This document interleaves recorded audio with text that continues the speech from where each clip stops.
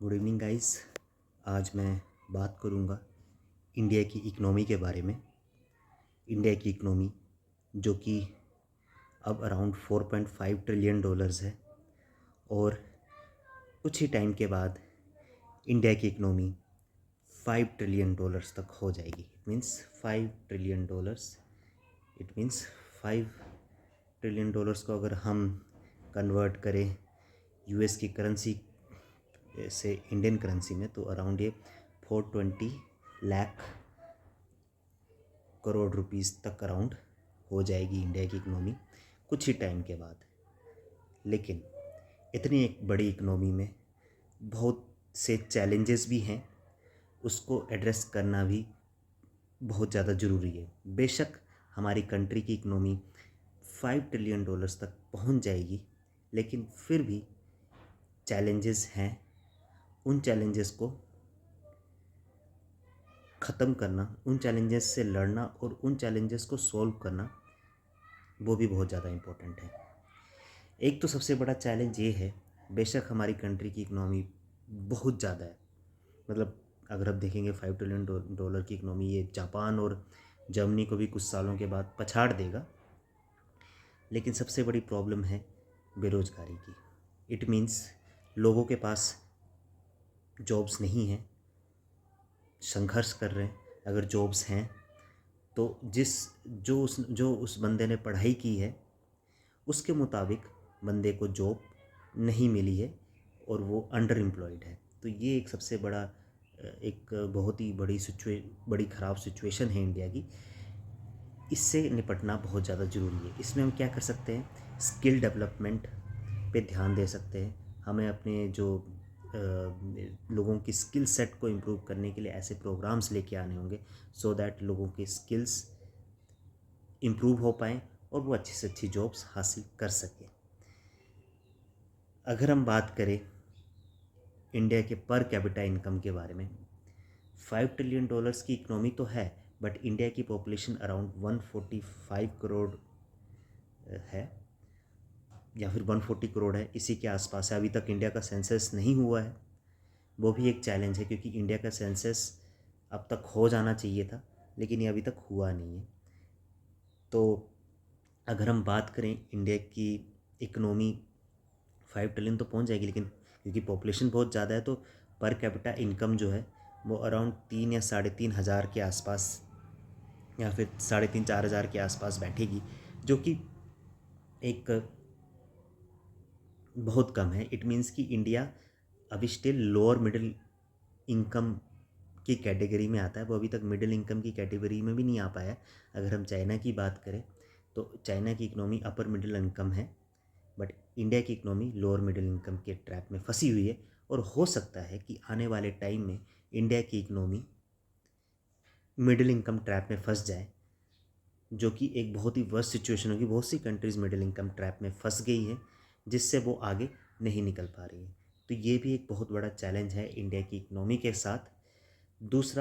तीसरा अगर हम बात करें तो हम बहुत सी चीज़ें जो हैं बाहर से इंपोर्ट कर रहे हैं। इंपोर्ट हमारा बहुत ज़्यादा है लेकिन एक्सपोर्ट बहुत कम है, तो उससे भी एक फिस्कल डेफिसिट पैदा होता है हमारे देश में, क्योंकि हमें पैसे ज़्यादा खर्च करने पड़ रहे हैं बाहर से चीज़ें मंगाने के लिए, और हम अपना जो हम चीज़ें वहाँ बेच रहे हैं उससे हमें कम पैसा आ रहा है एज़ कम्पेयर टू जो हम पैसा खर्च कर रहे हैं। तो उस वजह से फिस्कल डेफिसिट जो है पैदा हो रहा है।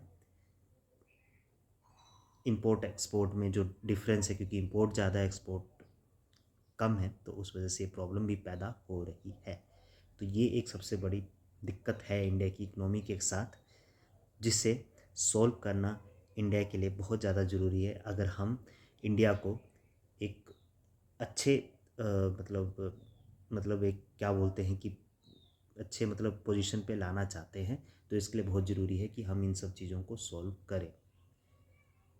साथ ही साथ सबसे पहले तो मैं एक बात ये कहना चाहूँगा, लास्ट में इसी चीज़ के साथ मैं ख़त्म करूँगा कि भाई इंडिया की इकनॉमी ग्रो करे, अच्छी बात है, लेकिन साथ ही साथ हमें इन्वायरमेंट को भी देखना होगा कि क्योंकि जिस तरह से जो क्लाइमेट चेंज और ग्लोबल वार्मिंग की भी प्रॉब्लम है इंडिया की इकनॉमी के साथ, वो भी एक बहुत बड़ी समस्या है जिसे सॉल्व करना इंडिया के लिए बहुत ज़्यादा ज़रूरी है, क्योंकि हम बेशक हम पूरी जान लगा के देश देश की इकोनॉमिक ग्रोथ को अच्छा कर लेंगे, लेकिन हमें इन्वायरमेंट का भी ध्यान रखना है, सो दैट कि जो ग्लोबल वार्मिंग के जो प्रॉब्लम है पूरे वर्ल्ड में वो और ना हो। इसके लिए भी हमें ध्यान देना बहुत ज़्यादा ज़रूरी है। और अगर हम इंडिया की इकोनॉमी के बारे में बात करें तो हेल्थ केयर, जो कि एक बहुत बड़ा इशू है पहले, क्योंकि कोविड से पहले हेल्थ केयर के बारे में कोई बात नहीं करता था कि हेल्थ केयर, हेल्थ, लोगों का स्वास्थ्य। लेकिन कोविड के बाद अब लोग इस चीज़ को लेकर भी सजग हो रहे हैं और लोग तरह तरह के मेडिकल इंश्योरेंस ले रहे हैं, सो दैट कि अगर कोई भी ऐसी मेडिकल इमरजेंसी आए तो उससे भी हम पार पा सकें। इसको भी सही करना बहुत ज़्यादा ज़रूरी है, सो दैट कि लोगों को बेहतर से बेहतर इलाज मिल सके। कोविड से पहले चीज़ें अलग थी, कोविड के बाद अलग हैं। कुछ हद तक हेल्थ केयर सेक्टर में काफ़ी इम्प्रूवमेंट हुई है, बट वो इम्प्रूवमेंट काफ़ी नहीं है, उस पर भी हमें काम करना होगा। तो ये मेन एक्सपेक्ट है इंडिया की इकनॉमी के। मैन्युफैक्चरिंग सेक्टर भी अगर हम इंडिया का देखें तो वो काफ़ी लैग कर रहा है। अगर हम चाइना की बात करें तो वहाँ का मैन्युफैक्चरिंग सेक्टर जो है बहुत आगे बढ़ गया। इंडिया का मैन्युफैक्चरिंग सेक्टर अब भी लैग कर रहा है अभी हाल फिलहाल में, लेकिन हाँ अब काफ़ी इम्प्रूवमेंट हो रही है। अभी हाल फिलहाल में उत्तर प्रदेश में अगर हम देखेंगे तो फॉक्सकॉन जो है अपना प्लांट सेटअप कर रही है वहाँ पे। जैसे कि चाइना में भी फॉक्सकॉन था तो वहाँ पे एप्पल के आईफोन्स बनाए जाते, तो अब क्योंकि यहाँ पे अब फैक्ट्री सेटअप हो रही है, यूपी के साइड नोएडा में सेटअप हो रही है, तो यहाँ पे भी मैन्युफैक्चरिंग होगी आईफोन्स की।